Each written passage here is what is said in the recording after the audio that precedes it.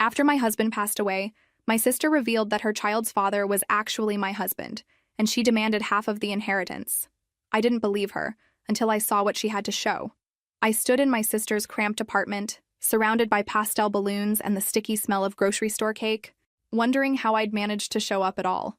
It had been 9 days since I buried my husband, 9 days since I watched them lower the casket into the ground while rain hammered against my black umbrella. 9 days since my entire world collapsed into a grief so profound I could barely remember to breathe. The apartment was packed with people I barely recognized. Her boyfriend's friends mostly. Young 20-somethings drinking cheap beer and laughing too loud. My nephew sat in his high chair, face covered in blue frosting, chubby hands grabbing at everything within reach, completely oblivious to the fact that his first birthday party would become the day everything in our family shattered beyond repair. I hadn't wanted to come. Every part of me had screamed to stay home, to avoid the pitying looks and awkward condolences that would inevitably follow me around the party.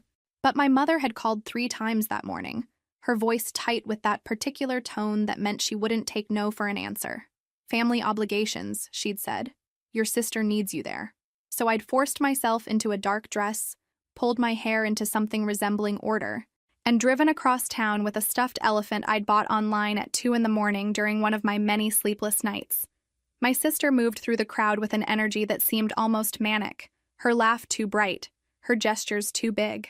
She'd always been like this. Everything amplified, everything performance. When we were kids, she couldn't just tell a story, she had to act it out. Now, watching her work the room, I felt that familiar exhaustion. Vera! She appeared in front of me suddenly, gripping my arm with fingers that dug in too hard. Her perfume was overwhelming, something cheap and floral. You came. I wasn't sure you would after everything. Of course I came, I said quietly. He's my nephew. Her eyes glittered with something I couldn't quite identify. Right. Your nephew. That's so sweet of you to say. Before I could respond, she'd spun away, clapping her hands together to get everyone's attention. The room fell into an uncomfortable silence. My parents, standing near the kitchen doorway, exchanged worried glances. Thank you all so much for coming to celebrate my baby's first birthday, she announced. It means the world to me, especially during this difficult time, when we've lost someone so important to our family. I felt my chest tighten. Please don't do this here, I thought. Not today. My sister just lost her husband, she continued, gesturing toward me. Several heads turned in my direction.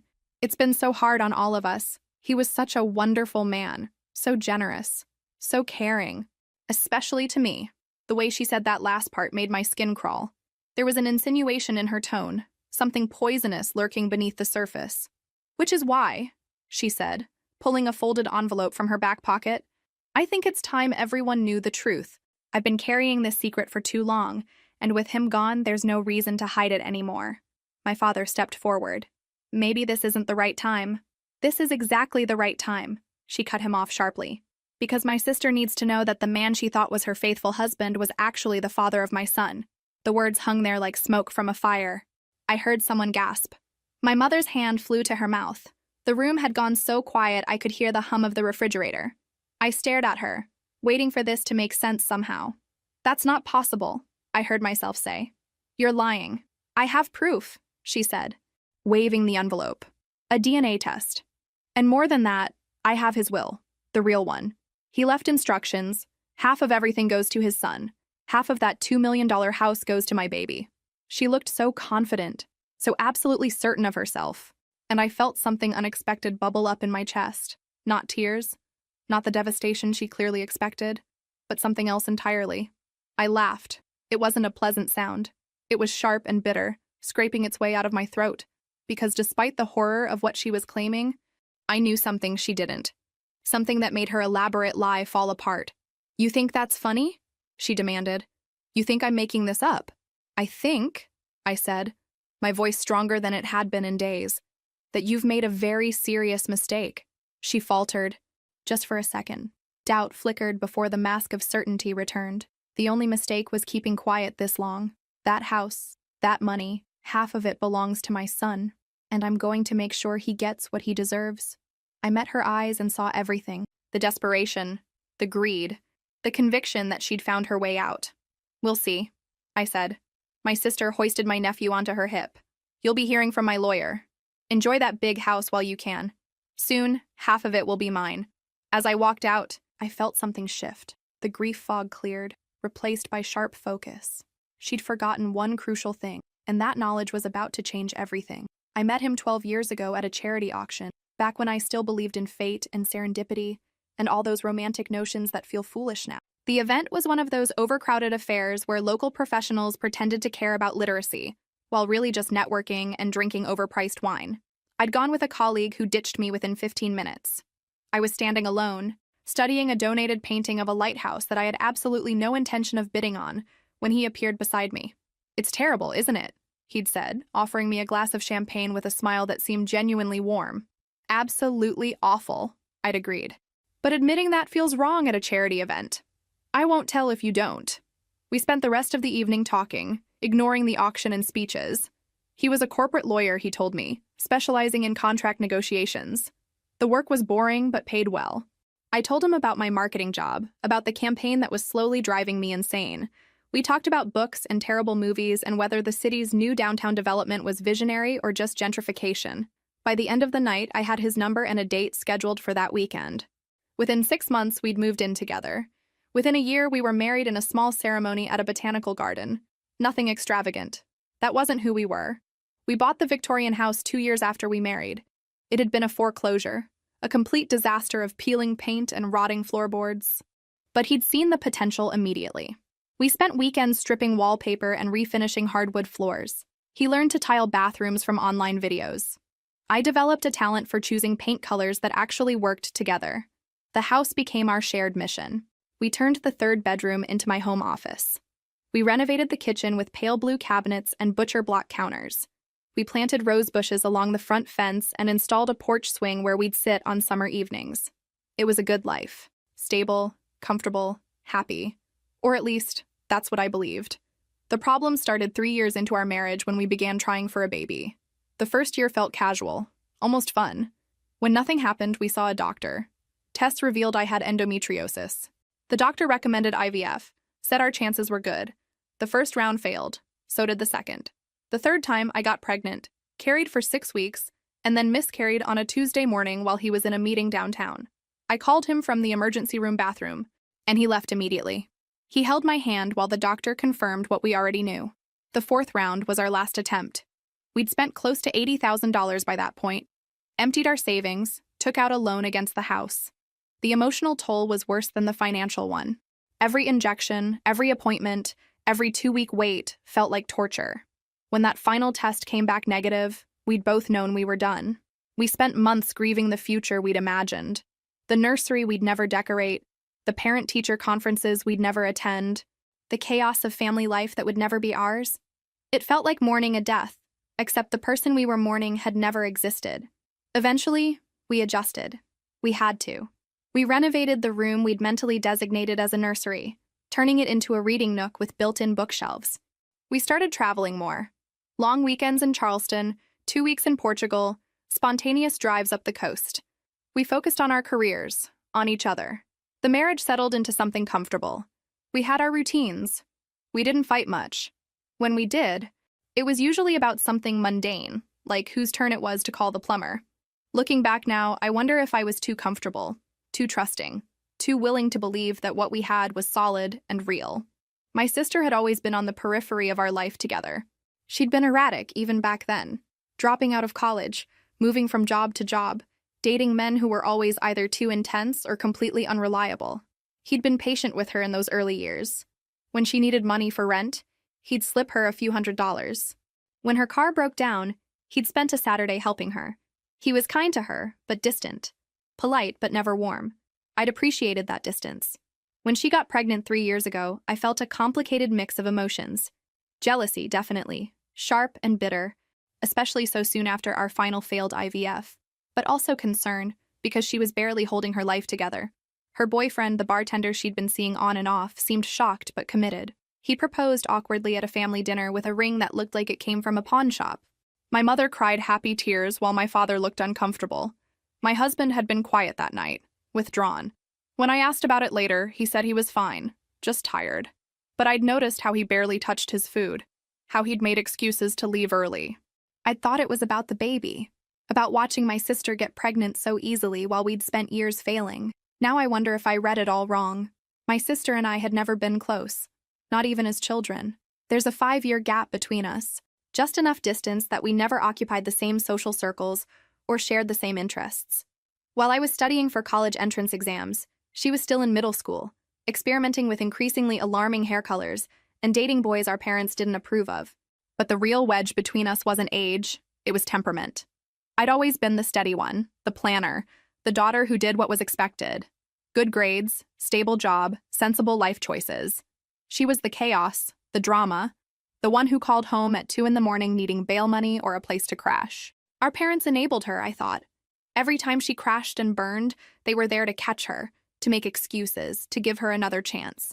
Meanwhile, I'd paid my own way through college, built my career without family connections, bought my first car with money I'd saved. The jealousy went both ways. I was jealous of the attention she got. She was jealous of my success, my stability, my marriage to a man who had his life together. It manifested in small, petty ways. When I got promoted, she'd make comments about how boring corporate work must be. When we bought the house she visited once, walked through every room and said it felt cold and sterile. When I mentioned our infertility struggles, she changed the subject within seconds.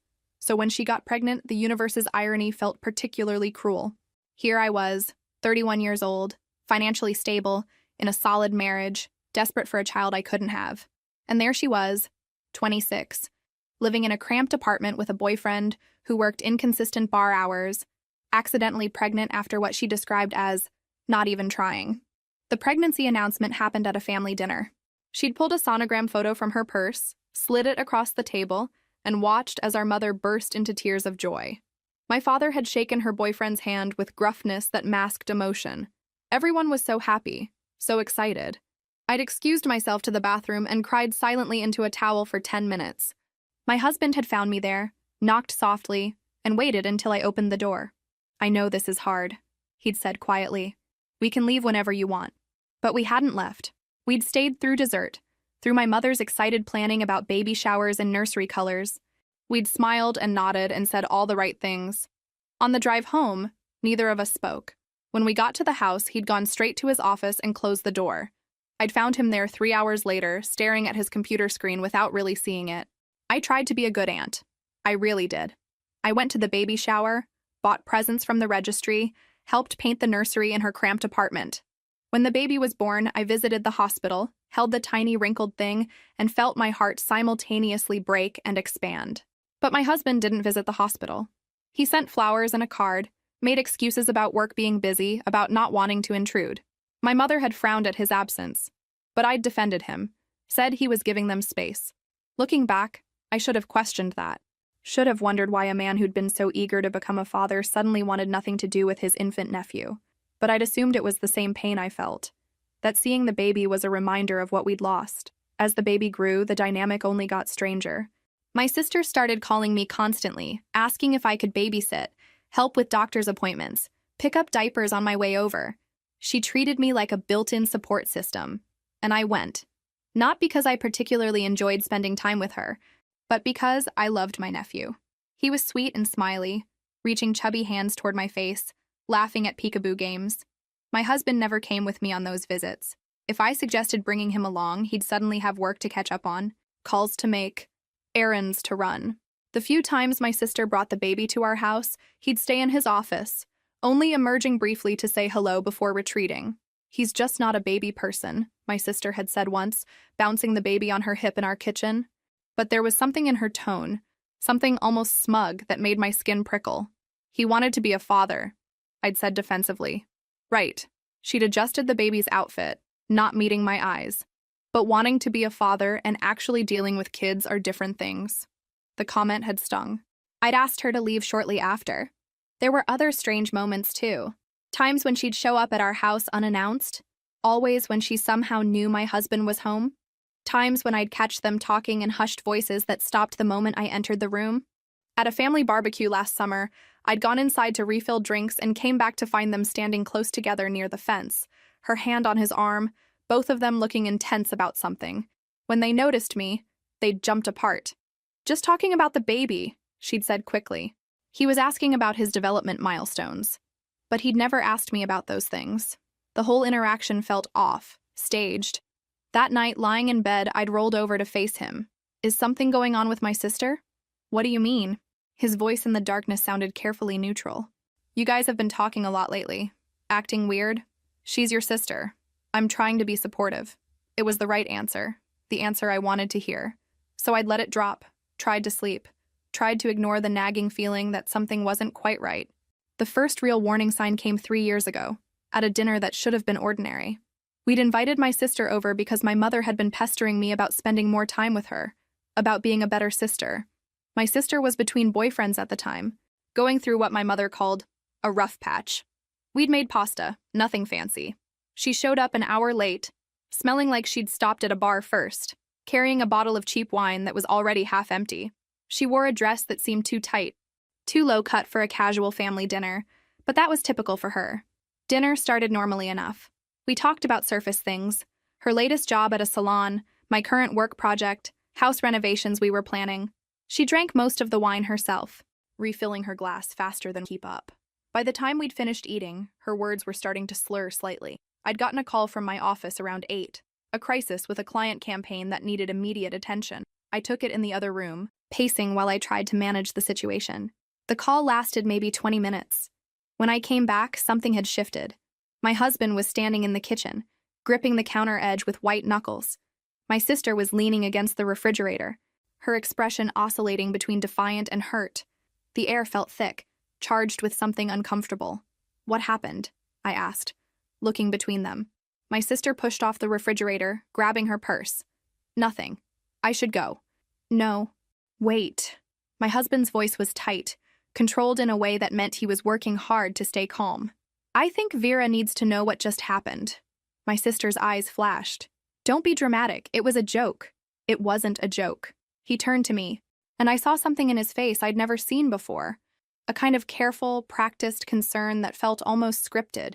While you were on the phone, your sister made some inappropriate comments.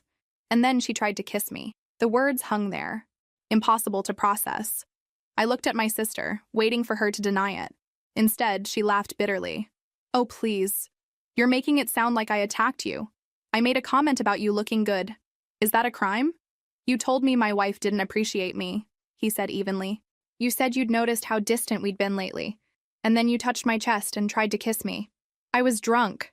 She threw her hands up. I'm obviously drunk. It didn't mean anything. I felt something cold settle in my stomach. You need to leave. Vera. Leave. Now. She'd grabbed her things and stormed out, slamming the door hard enough to rattle the pictures on the wall. My husband and I had stood in the kitchen, the tension slowly draining from the room. I'm sorry, he'd said finally. I didn't want to make things worse between you two, but I thought you should know. You did the right thing. I'd moved to him, put my arms around him. Thank you for telling me. But even then, something felt off about the whole thing. The timing of his revelation, the way he'd laid out the story so clearly, it felt rehearsed, like he'd been practicing what to say. But I'd pushed that feeling down, buried it beneath my anger at my sister. In the weeks that followed, there were text messages. She'd send them late at night, apologizing, making excuses, then getting angry when he didn't respond the way she wanted. He showed me every message, kept the phone between us on the couch, maintained complete transparency. She's spiraling, I'd said, reading through another rambling message. I think she might need help, professional help. There were other incidents, too. She'd show up at his office downtown, claiming she was in the neighborhood and wanted to apologize in person. He'd tell me about it immediately, frustration clear in his voice. She'd call him during work hours, leave voicemails that started apologetic and ended accusatory. She's obsessed with you, I'd said after another such incident. I think we need to talk to your parents. This is getting out of hand. The family meeting had been horrible. My parents, my sister, my husband, and me, all sitting in my parents' living room while accusations flew. My sister had cried, claimed she was being vilified for one drunken mistake, said she'd apologized repeatedly. My husband had been calm, rational, presenting his side with the kind of clarity that comes from telling the truth, or from having rehearsed it perfectly. My parents had ultimately sided with us. My sister was told to stay away, to stop contacting him, to respect our marriage. She'd left that meeting furious, slamming their front door. For a few months, there was peace. She stopped texting, stopped showing up places. I thought maybe she'd finally moved on. Then she got pregnant. And suddenly she was back in our lives, needing help, needing support. My parents insisted we put the past behind us. That family forgave. So we did. We forgave. Or at least pretended to. We showed up for the baby shower, sent gifts, and my husband maintained his distance, which seemed like the right thing after what had happened. I never questioned his version of events. Never wondered if maybe the story had been more complicated. I trusted him completely. That trust, I'm learning now, might have been the biggest mistake of my life. The secret that changed everything happened 4 years ago, though I didn't understand its significance at the time. My husband had been having urological problems. Painful. Persistent issues that he'd been ignoring for months before finally seeing a specialist.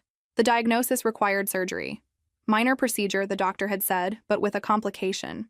Due to the location and nature of the problem, they'd need to perform a vasectomy as part of the treatment. It was medically necessary, not optional. I remember sitting in that sterile office while the doctor explained the implications. My husband would be permanently unable to have biological children.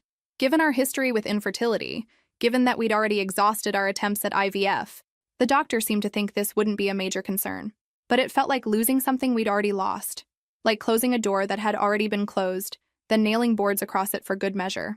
We'd already decided we were done trying, my husband had said in the car afterward, his hands tight on the steering wheel. This doesn't change anything, right? Right, I'd agreed. We'd moved on. The surgery was scheduled for 2 weeks later.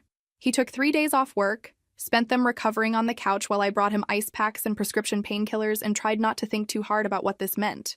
What struck me as odd, though, was how thorough he wanted to be about documentation. He insisted on getting copies of all the medical records, the surgical notes, the post-operative reports. He filed them meticulously in our home safe. Why do we need all of this? I'd asked, watching him organize papers into labeled folders. Just being prepared, he'd said. You never know when you might need medical records. For what? He'd looked at me then, and I remember thinking his expression was strange. Almost sad, but also resigned. You just never know, Vera. It's better to have documentation and not need it. It had seemed excessive at the time, paranoid even, but I'd chalked it up to his legal training, his tendency to think about worst-case scenarios. A month after the surgery, he'd scheduled an appointment with our family lawyer. He wanted to update our wills, he said, make sure everything was properly documented now that we'd definitively decided not to have children. I'd gone with him to that appointment. We'd sat in the lawyer's office with its dark wood paneling, going over beneficiaries and asset distribution and all the morbid details of who gets what when we die. My husband had been specific, almost obsessive, about the terms. Everything went to me if he died first. The house, the savings, his retirement accounts, his life insurance policy. Everything. No exceptions, no contingencies, no clauses about potential children or family members who might make claims. The lawyer had seemed mildly amused by how thorough he was being. Most couples your age don't think this much about estate planning. We've learned to prepare for the unexpected, my husband had said. He'd also insisted on including the medical records about the vasectomy in a separate envelope, sealed and stored with the will documents in a safe deposit box at the bank. This had seemed especially bizarre to me. Why would anyone need to know about your medical procedures? I'd asked. Just covering all bases, he'd said. You never know what might be relevant later. At the time, I'd thought he was being ridiculously overcautious. The vasectomy was a private medical matter. Why would it ever need to be legally documented? Looking back now, I understand. He wasn't being paranoid. He was being strategic. He knew something I didn't. He understood that there might come a time when proving he couldn't father a child would be crucial, when those medical records would be the only thing standing between me and someone trying to claim what was rightfully mine. The timing of it all makes sense now, in a horrible way. This was a year before the dinner where my sister supposedly made advances on him. 2 years before she got pregnant. He was already preparing, already building a paper trail. But protecting us from what? Exactly? From my sister's future claims? Did he suspect even then that something might happen between them? Or did he know something was already happening? The medical records sit in that safe deposit box right now, along with his meticulously organized will and a sealed letter he'd left for me. I haven't opened that letter yet. Haven't had the courage to read whatever final words he wanted me to know. But I know what those medical records say. I know what they prove. That vasectomy, performed 4 years ago, makes it biologically impossible for my husband to be the father of my nephew, who was conceived 2 years later. My sister can claim an affair. She can produce text messages and photos and whatever proof she has. She can stand up in front of our entire family and declare that they were together. But she can't change biology. She can't make his body do something it was physically incapable of doing. And that's the one fact that destroys her entire claim. The irony isn't lost on me. The procedure that felt like losing our last chance at parenthood, that's the very thing that's going to save me from losing everything to my sister's lies. Or are they lies? That's the question that keeps me up at night now. The affair might have been real, but the baby? That part, at least, is impossible. And impossible is the one thing even my sister's manipulation can't overcome. What I didn't realize at the time was just how thoroughly my husband had prepared for this exact scenario. It wasn't until after his death, when I finally opened that safe deposit box, that I understood the full extent of his planning. The box contained more than just medical records and a will. It held a complete documentation package, meticulously organized in labeled folders with dates and descriptions. Everything had been categorized, cross-referenced, stored with the kind of precision that spoke to his legal training. There were screenshots of text messages from my sister, printed and dated. Not all of them. He'd been selective, keeping only the ones that showed a pattern. The late-night messages after the dinner incident. The ones where she'd apologized, then gotten angry, then apologized again. The ones where she'd made veiled references to feelings he supposedly didn't return. He'd also kept a diary, but not a traditional one. It was more like a legal log, entries made sporadically over the course of 2 years. Brief, factual descriptions of interactions with my sister. June 15th, appeared at downtown coffee shop during morning break. Claimed coincidence. Conversation lasted 8 minutes before I left. August 3rd, called office line directly. Asked about legal advice regarding lease. Redirected to public legal aid resources. September 22nd, showed up at house while Vera was at work conference. Said she needed to talk about family situation. Did not let her inside. Conversation on porch lasted 12 minutes. The entries were clinical, emotionless, the kind of record-keeping someone does when they're building a case, or protecting themselves from accusations they know might be coming. But the most damning evidence, or the most protective, depending on how you looked at it, was a separate sealed envelope labeled, "In the event of paternity claims." Inside were copies of the vasectomy medical records, including the surgeon's notes, the pathology report, and a letter from his doctor explicitly stating that the procedure made him permanently sterile. There was also a second medical document dated from 8 months after the surgery, a fertility test confirming 0 sperm count.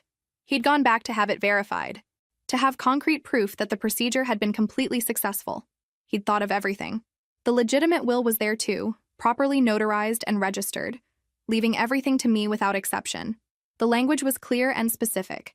All assets, including the house currently valued at approximately $2 million, all bank accounts, all investments, all personal property, to his wife Vera, exclusively. There was no mention of potential children, no contingency clauses for unknown heirs, no ambiguous language that could be twisted or reinterpreted. At the bottom of the box, underneath all the official documents and organized evidence, was a personal letter, cream-colored envelope, my name written in his distinctive handwriting. I'd held it for a long time that day, sitting in the bank's private viewing room, trying to decide if I was ready to read it. I wasn't. I'd put it back, closed the box, told the bank employee I needed more time, but I'd taken photographs of everything else. The medical records, the will, the diary entries, the text messages. I'd sent them all to my phone, backed them up to cloud storage, made sure I had multiple copies. Because even in my grief, even in my shock at discovering this level of preparation, I understood what my husband had done. He'd built an impenetrable legal defense, not just for himself, but for me. Every document in that box served a dual purpose. On one hand, it protected him from accusations. If my sister ever claimed he was the father of her child, here was irrefutable medical proof that he couldn't be. If she claimed an affair, here was his meticulous record of her pursuing him, of him maintaining boundaries. On the other hand, it protected me from losing everything. The will ensured no one could claim my assets. The medical records ensured no one could claim paternity. The diary established a pattern of harassment rather than mutual relationship. But there was something else in that documentation, something I couldn't quite put my finger on. An excessive thoroughness that went beyond simple caution. Why document so much if the medical records alone proved paternity was impossible? Why keep the diary if he had nothing to hide? Unless he did have something to hide. Unless the affair my sister claimed actually happened, and all this documentation wasn't about preventing false accusations, it was about managing true ones. Maybe he'd known an affair was coming. Or maybe it had already started. Maybe he understood that one day my sister would make her move, would try to claim what wasn't hers, and he wanted to ensure that even if she proved they'd been together, she couldn't prove the one thing that mattered most. The vasectomy became his insurance policy. He could have the affair, could do whatever he wanted because biology would always be his alibi. It was brilliant, in a horrible way. Calculating and careful and completely thorough. He'd protected me, yes, but he'd also protected himself. From consequences, from responsibility, from having to face what he might have done. And now he was gone, leaving me with this box full of evidence that answered some questions, but raised so many more. 3 weeks after the funeral, my parents insisted on a family dinner. A chance to talk, they said, to work through the shocking claims my sister had made at the birthday party, to find some path toward resolution before lawyers got involved. I arrived at their house with copies of the will from the safe deposit box, ready to prove my sister's document was a forgery. I had my lawyer's number saved in my phone. I felt confident, almost calm. I knew something she didn't. My sister arrived 20 minutes late, carrying a leather portfolio that looked expensive. Too expensive for someone who could barely afford her cramped apartment. She wore a dress I'd never seen before, her hair professionally styled. She looked like someone who'd just come from a business meeting. "Thanks for agreeing to meet," she said, sitting down at the table like she was chairing a board meeting. "I know this has been difficult for everyone." "You made it difficult," my father said gruffly. "Making those accusations at your son's birthday party, in front of everyone. I made them because they're true." She opened the portfolio, pulling out papers. "And I have proof, real proof, not just a DNA test and a will." I felt my stomach tighten, but kept my voice steady. "Whatever you have is irrelevant. I have the legitimate will, properly notarized and registered. Your document is a forgery." She smiled then, and it wasn't the smile of someone who'd been caught. It was the smile of someone holding all the cards. "The will might be fake," she admitted casually. "I'll be honest. I panicked after he died, thought maybe he'd left something for our son, tried to create documentation that should have existed. That was stupid of me. But the affair? That was real." She slid a photo across the table. My hands shook as I picked it up. It was my husband and my sister, sitting close together in what looked like a restaurant booth. His arm was around her shoulders. She was leaning into him, laughing. They looked comfortable together, intimate. "That's from 8 months ago," she said. "We went to that little Italian place on the east side, the one you always said was too far to drive to." My mother made a small sound, something between a gasp and a sob. "That could be innocent," I said, but my voice sounded hollow. "You could have run into each other. There are more." She pulled out another photo, then another. My husband and my sister walking together through a park, sitting in his car, visible through the windshield, standing close outside what looked like a hotel. My father pushed his chair back from the table. "This isn't possible." "It would. It did." She reached into the portfolio again, pulling out a phone. Not her regular phone. This one was older, a basic model. "And I can prove it." She unlocked it and turned the screen toward me. Text messages filled the display, conversations between two numbers I didn't recognize. But I recognized the writing style, the particular way my husband phrased things. "I miss you already. Last night was incredible. Can't stop thinking about you. When can I see you again?" She's at that conference in Atlanta until Friday. We could have the whole weekend. That last one made my vision blur. I'd been at a conference in Atlanta 7 months ago. 3 days of presentations.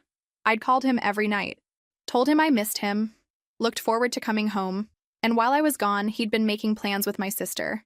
"Keep scrolling," she said, her voice almost gentle now, almost pitying. I didn't want to scroll, but my fingers moved anyway, swiping through conversation after conversation, plans to meet, complaints about having to hide, declarations that this was real, that what they had mattered. "This is the phone he used to contact me," my sister explained. "He kept it in his desk at work, brought it home sometimes when he knew you'd be out." We were careful. I looked up at her, and I saw something in her face I hadn't expected. Not triumph. Something closer to sadness. "Why?" It was all I could manage to say. She shrugged, and the casual gesture felt like another knife. "It just happened." Started as texting after that dinner where I supposedly threw myself at him, except that's not really what happened. We'd been flirting for months before that. The dinner was just when it became physical. "You're lying." "I'm not. Look at the dates on these messages. They start 4 months before that dinner." She leaned back. "That whole story he told you? About me trying to kiss him while you were on the phone? That was him creating cover, making sure when our affair eventually came out, there'd be this narrative of me being the aggressor. The diary, the documentation, the careful record-keeping. It all made horrible sense now. The affair was real, my mother said quietly. For 2 years, my sister confirmed. On and off, whenever we could manage it. He loved me. Maybe not enough to leave Vera, but enough to keep coming back. I felt something break inside me then.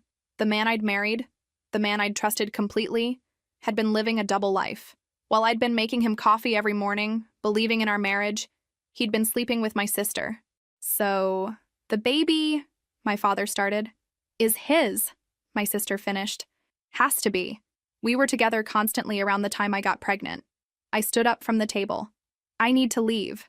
Wait. My sister's voice stopped me. That house, that money, half should go to his son. That's only fair. I turned back, and I felt something cold settle in my chest. We'll see, I said quietly, because she'd just made a critical mistake. She'd proven the affair was real, but in doing so, she'd assumed something that wasn't necessarily true. She'd assumed that affair meant paternity. I didn't remember driving home from my parents' house that night. One moment I was standing in their dining room, staring at photos of my husband with my sister, and the next I was sitting in my driveway, engine still running, unable to make myself go inside. The house we'd renovated together. The house where we'd made plans and dreamed about the future. Every room held memories that were now contaminated, poisoned by what I'd learned. I finally went inside around midnight, walked through rooms that felt unfamiliar, despite having lived there for years. The kitchen where we'd cooked together, the living room where we'd watched movies on Friday nights, the bedroom where I'd slept beside a man I thought I knew.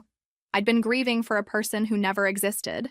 The faithful husband, the man who'd stood by me through infertility treatments, who'd held my hand through miscarriages. That man was a fiction, a performance he'd maintained while secretly carrying on with my sister. I couldn't sleep, couldn't eat. For 3 days, I barely moved from the couch, cycling through every interaction I could remember, looking for signs I'd missed. The times he'd worked late, the weekend he'd gone to that work conference that now, thinking back, I wasn't sure had ever really happened. How many times had I been in that Atlanta hotel room, calling to say goodnight, while he was making plans to spend the weekend with her? In our house? In our bed? My mother called repeatedly. My father texted, asking if I was okay. I didn't respond. What was there to say? The photos kept replaying in my mind. The easy intimacy between them, the way they looked comfortable together. My sister had been right about one thing. He'd loved her. Maybe not enough to leave me, but enough to keep choosing her. Again and again, for 2 years.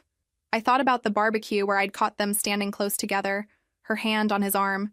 I'd asked him about it that night, and he'd lied so easily. How many other times had he lied? How many conversations had been complete fiction? The diary entries in the safe deposit box took on new meaning now. Those clinical, factual descriptions of my sister showing up places, they weren't documentation of harassment. They were documentation of an affair, carefully worded to sound innocent. Appeared at downtown coffee shop really meant they'd planned to meet there.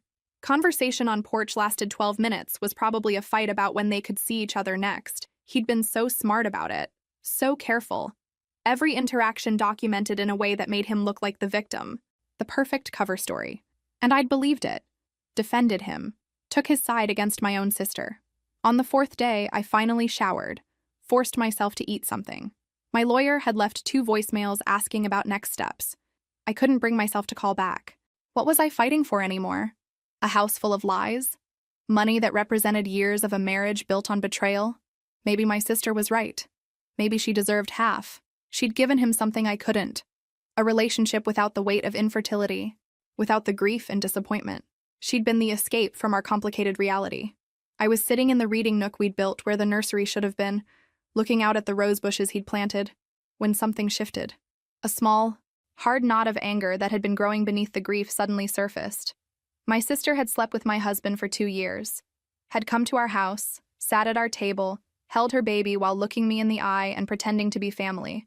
She'd watched me grieve, watched me struggle with infertility, watched me put my life back together, and the whole time she was sleeping with him. And now she wanted half of what I had left, wanted to profit from her betrayal, to use the child she'd conceived while destroying my marriage as leverage to take my home. The rage was clean and sharp, cutting through the depression like a knife. My husband had betrayed me. Yes. He'd lied and cheated and lived a double life. But he was dead. I couldn't confront him, couldn't make him face what he'd done. But my sister was very much alive. And she'd made a critical error in her planning. She'd assumed the affair meant paternity. Assumed that because they'd been sleeping together, the baby must be his. It was a logical assumption, given the circumstances. But assumptions don't hold up in court. And biology doesn't care about logic or probability or how often people were together. I picked up my phone and finally called my lawyer back. "I need to see you," I said when he answered. "I have evidence about my husband's medical history. Something my sister doesn't know about." "What kind of evidence?" "The kind that proves her entire claim is impossible. No matter what else is true, no matter what actually happened between them, the baby isn't his, can't be his, and I can prove it." There was a pause on the other end of the line. "That changes everything." "Yes," I said, looking around the room at all the renovations we'd done together. "It does." My sister had won the affair. She'd gotten 2 years with my husband, had whatever relationship they'd built in secret. She'd taken something from me that could never be returned. But she wasn't going to take my house. Wasn't going to profit from her betrayal. Because for all his lies, my husband had left me one final gift. Medical proof that made paternity impossible. And I was going to use it. 2 days after calling my lawyer, I finally returned to the safe deposit box. I'd been avoiding it since that first visit, unable to face the documents my husband had so carefully compiled. Now I needed everything in there, not just the legal documents, but also the letter I'd been too afraid to read. The bank employee led me to the same private viewing room. I sat for a long moment before opening it, bracing myself. The medical records were on top. I pulled them out and read through them carefully this time, noting every detail. The surgical report from 4 years ago. The urologist's notes about the procedure being medically necessary. The follow-up appointment 8 months later confirming 0 sperm count. 4 years ago.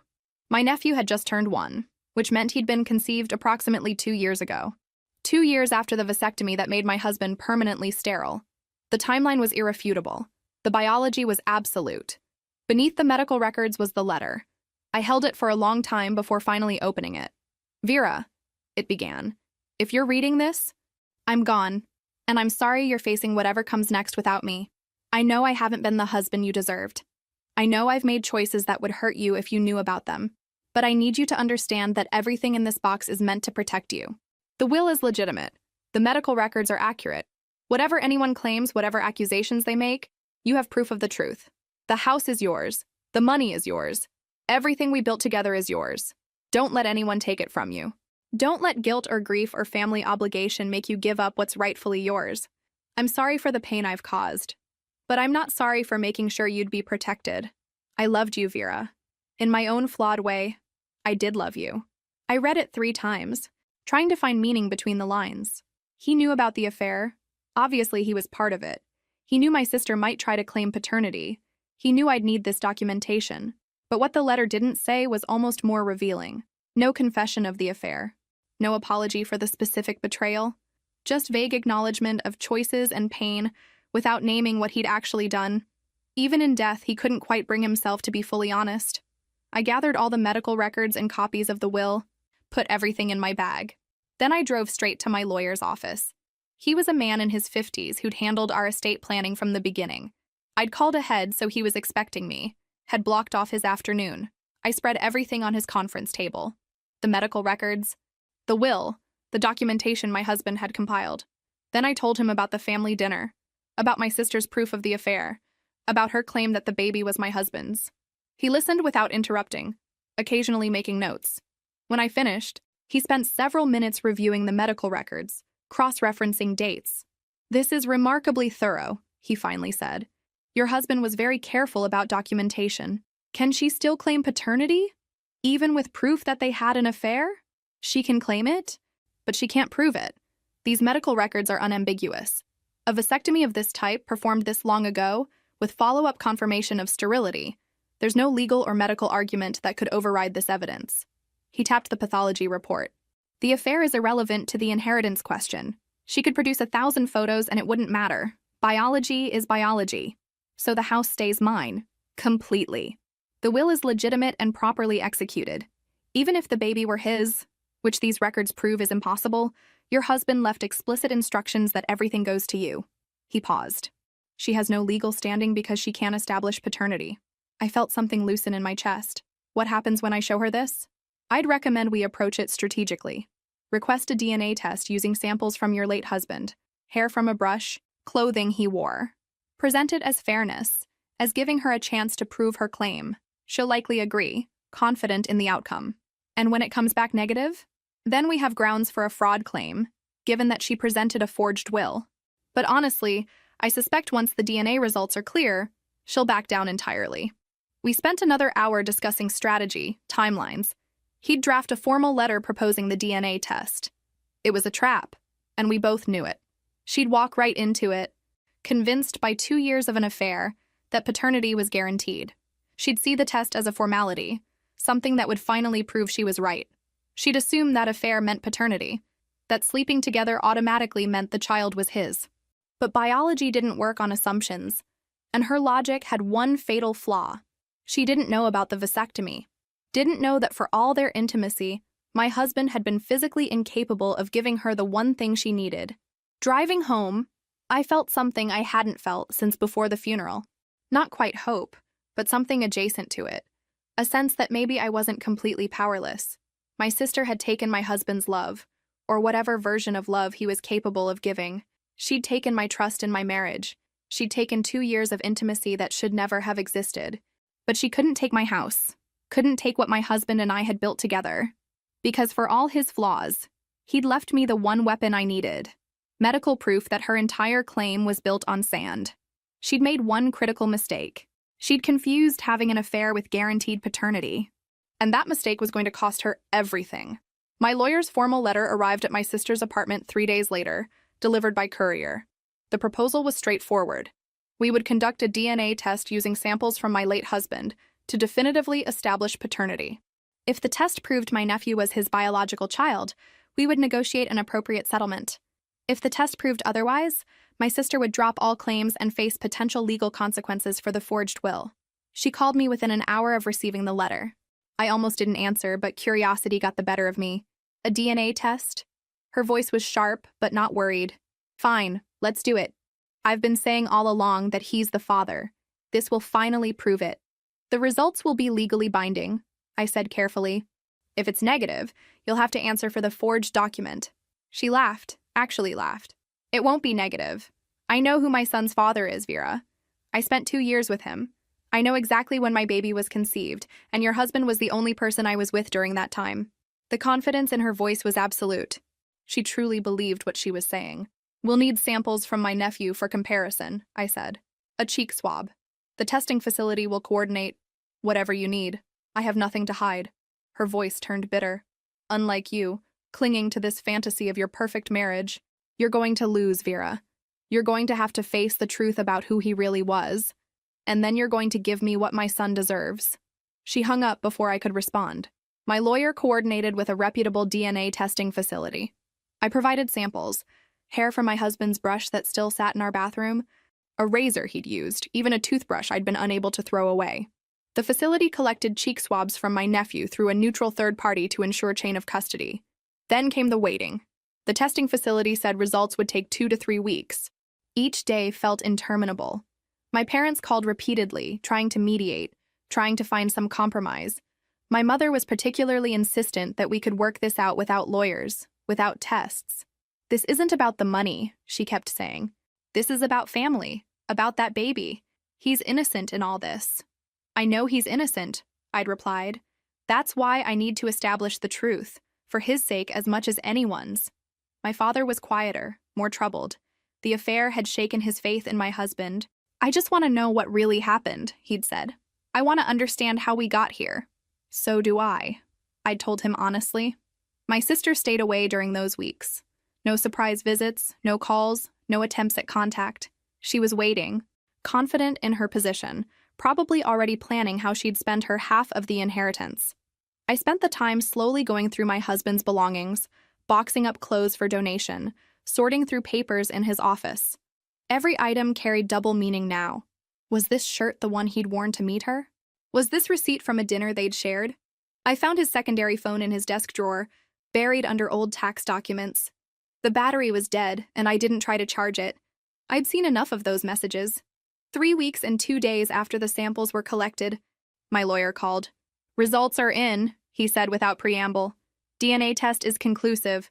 Your late husband is not the biological father of your sister's child." I'd been expecting it, had known logically what the results would say, but hearing it confirmed still hit me with unexpected force. What's our next step? I'll notify her lawyer. She did retain counsel once the test was proposed. We'll present the results along with the medical records explaining why paternity was impossible. At that point, she'll have limited options. She'll accept, I said. She won't have a choice. The notification went out that afternoon. By evening, my phone was flooded with calls from my parents, from relatives who'd somehow heard the news. I ignored them all except my mother's final call, the one that came at almost midnight. "Is it true?" she asked, her voice small and broken. "The DNA test. Is it really negative?" "Yes." "But the affair was real. The photos were real," I confirmed. "The affair happened. But that doesn't change biology. He couldn't have been the father. The medical records prove it." Long silence. Then, "Your sister is devastated. She's completely fallen apart." "Good," I said, and meant it. "She should be devastated. She destroyed my marriage, betrayed me for 2 years, and then tried to profit from it. Devastation is the least of what she deserves." She really believed. That's not my problem. She made assumptions. She was wrong. And now she has to face the consequences. Another silence. Then quietly, "What happens now?" "Now I keep my house. Keep what's rightfully mine. And your daughter learns that betrayal has costs." I hung up without saying goodbye. The affair had been real. My husband had betrayed me with my own sister for 2 years. That truth would always hurt. But my sister had made one critical mistake. She'd assumed that sleeping with my husband meant the child was his. She'd been so confident in the affair that she'd never considered the possibility that biology might have other plans. During those 2 years, she'd apparently still been sleeping with her boyfriend too. And when she'd gotten pregnant, she'd simply assumed it was the richer man. Greed and assumption had led her to forge a will, make public claims, and expose an affair that might have stayed hidden forever. And all of it for nothing, because the baby wasn't his, had never been his, could never have been his. The lawsuit was filed within a week of the DNA results. Fraud, forgery, attempted theft through deception. My lawyer had built an airtight case. The forged will alone was enough for criminal charges, but combined with the false paternity claim and the attempt to extract money based on that claim, my sister was facing serious legal consequences. Her lawyer tried to negotiate, suggested we settle quietly, avoid the publicity of a trial, let the family heal. But I wasn't interested in quiet settlements. "She made this public," I told my lawyer. "At my nephew's birthday party, in front of everyone. She wanted an audience for her accusations. She can have an audience for her downfall too." The preliminary hearing was held in a county courthouse on a gray Tuesday morning. My sister arrived looking nothing like the confident woman who'd presented photos at that family dinner. She looked hollow, diminished. Her lawyer stood to present their position. "My client acknowledges that the DNA test results show her son is not biologically related to the deceased. However, the relationship between my client and the deceased was real and documented. They maintained an intimate relationship for 2 years. The assumption of paternity was reasonable given the circumstances." "Reasonable doesn't make it true," my lawyer interrupted. "And the forgery charges have nothing to do with reasonable assumptions. Your client presented a fabricated legal document. That's fraud, regardless of any relationship they may have had." The judge looked at my sister. "Did you create a false will?" Long silence. Then quietly, "Yes." "Why?" She looked up, tears streaming down her face. "Real ones this time. Because I thought he was the father. I thought his son deserved something from him.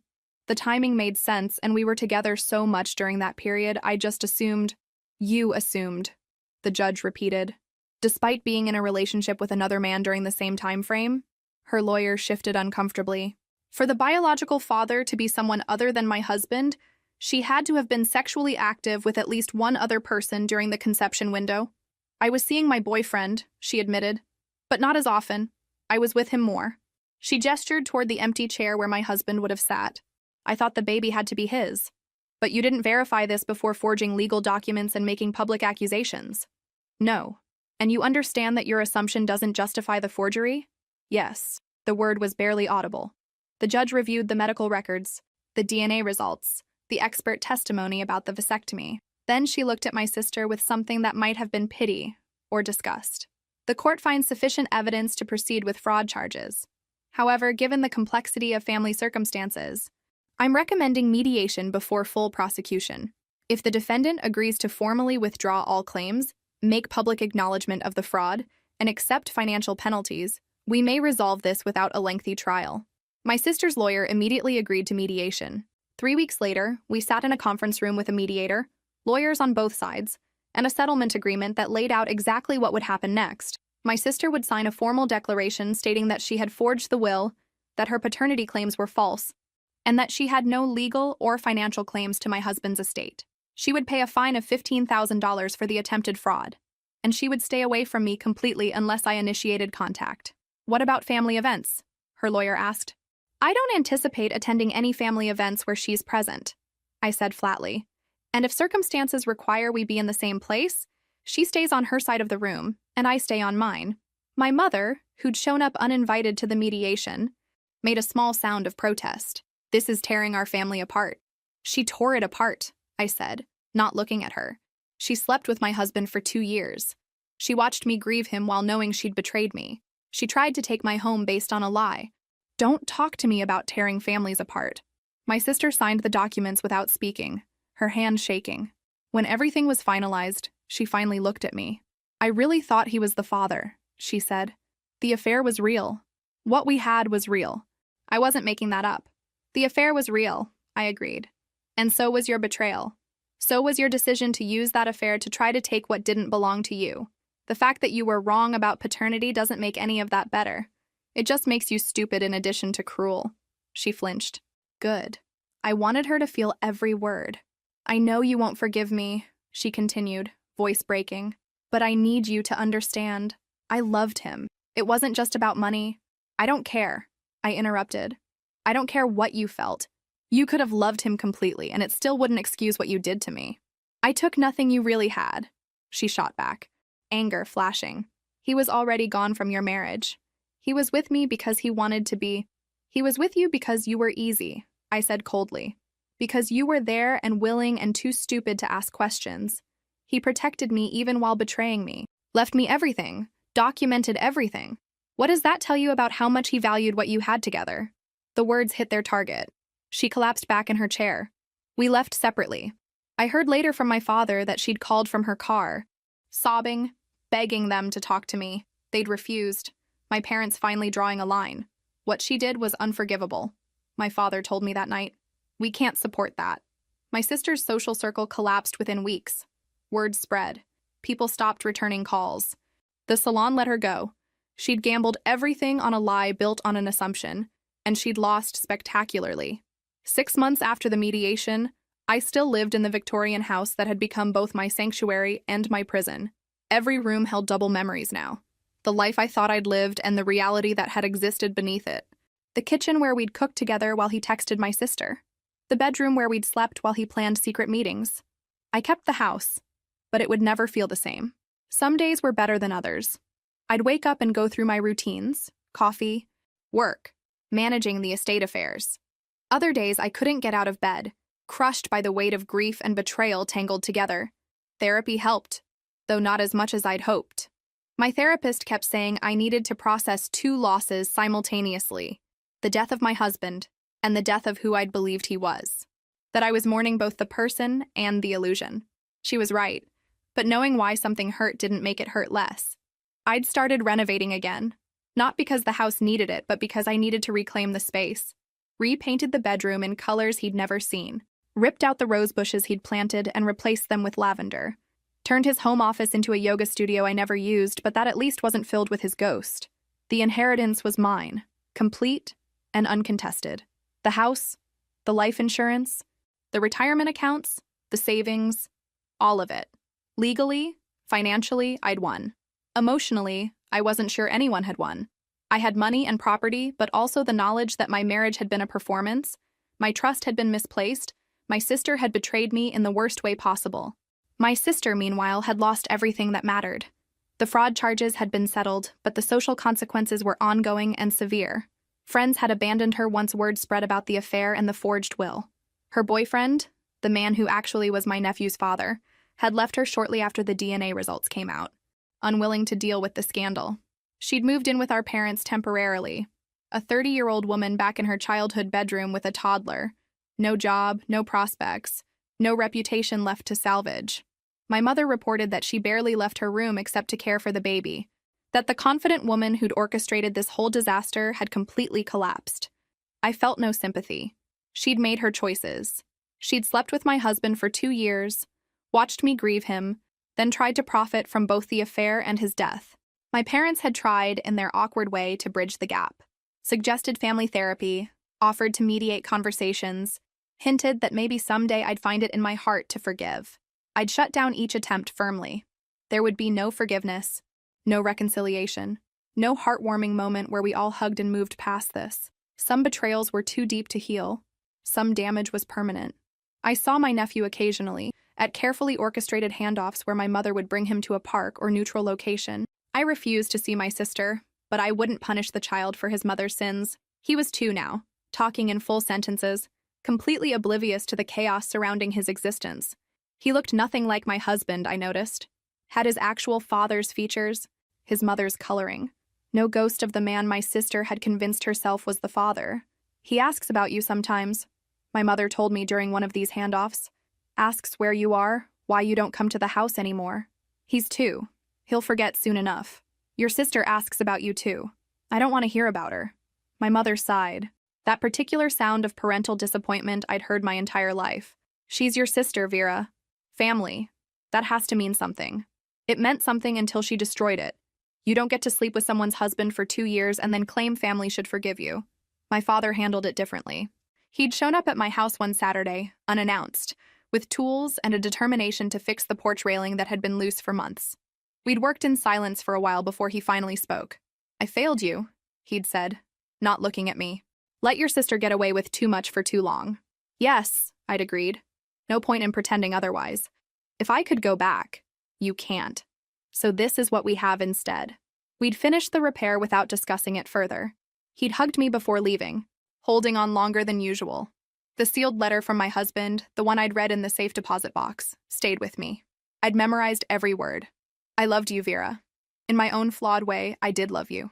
Maybe he had. Maybe in between the lies and the affair and all the betrayal, there had been some genuine feeling, or maybe that was just another lie. I'd never know. That was the worst part. All the questions I'd never get answers to. Why her? Why 2 years? Why stay married to me while pursuing her? The documentation he'd left behind protected me financially but answered nothing emotionally. He'd been strategic enough to get a vasectomy, careful enough to document it thoroughly, smart enough to know it might matter someday. But he hadn't been honest enough to end our marriage before starting something with my sister. So I had his money and his house and his careful legal protections. What I didn't have was closure or understanding.